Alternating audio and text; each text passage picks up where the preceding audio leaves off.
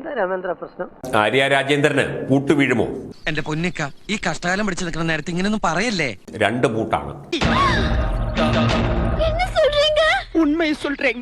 തിരുവനന്തപുരത്തെ പുതിയ mayor V രാജേഷിന് കിട്ടിയ ഒരു പരാതി, ഒരു കോൺഗ്രസ് കൗൺസിലറുടെ പരാതിയാണ്. മൊത്തം അഴിമതി. എല്ലാവർക്കും പറ്റേ. ഇതെല്ലാം കാര്യത്തിൽ അഴിമതിയുണ്ട് എന്ന് ചോദിച്ചാൽ ഇന്ന് രാവിലെ മുതൽ വൈകുന്നേരം വരെ പറഞ്ഞാലും തീരാത്ത അത്ര. അപ്പൊ ഞാനെന്നാ സത്യങ്ങളൊക്കെ വിളിച്ചു പറയാം. പൊങ്കാല ഇല്ലാത്ത പൊങ്കാലയ്ക്ക് ചാരം വാരിയതും പൊറോട്ടയും ചിക്കനും വാങ്ങിക്കൊടുത്തതും പ്രാദേശിക വികസന ഫണ്ട്, പട്ടികജാതി പട്ടികവർഗ വികസന ഫണ്ട് വെട്ടിച്ചത്, സ്വന്തം ആൾക്കാരെ തിരികെ കയറ്റാൻ വേണ്ടി കത്തയച്ചത് ഉൾപ്പെടെ കോടിക്കണക്കിന് രൂപയുടെ ഏതാണ്ട് 400 കോടി രൂപയുടെ അഴിമതി എന്നാണ് പ്രാഥമികമായ ഒരു ഓഡിറ്റ് റിപ്പോർട്ട് നേരത്തെ പുറത്തു വന്നത്. പിണറായി സർക്കാരിന്റെ ഓഡിറ്റ് ഡിപ്പാർട്ട്മെന്റിന്റെ റിപ്പോർട്ടാണ് കേട്ടോ. അത് പറഞ്ഞപ്പോ നീ എന്തിനാ ഞെട്ടിയത്?